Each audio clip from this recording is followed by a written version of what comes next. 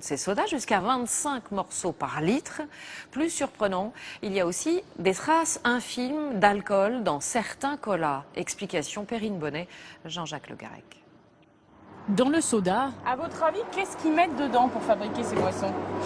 Oh, beaucoup de choses. on ne sait pas vraiment ce qu'on boit.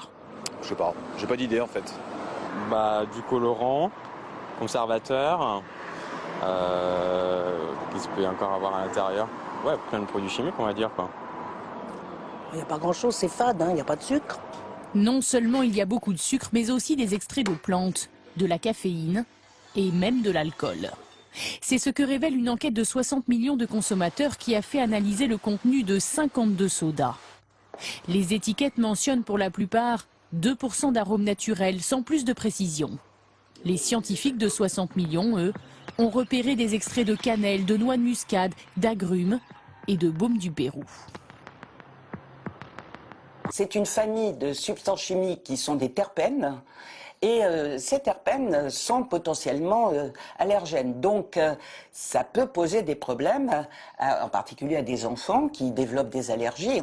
3 références de cola contiennent aussi des taux de caféine supérieurs à 100 mg par litre. Boire 1 litre de cola revient à boire 2 tasses de café.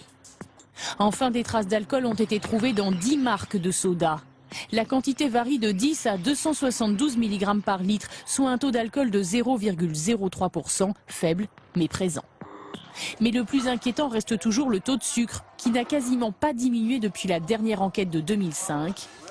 1 litre de soda revient à avaler en moyenne 17 morceaux de sucre. Notre feuilleton maintenant, et je vous rappelle que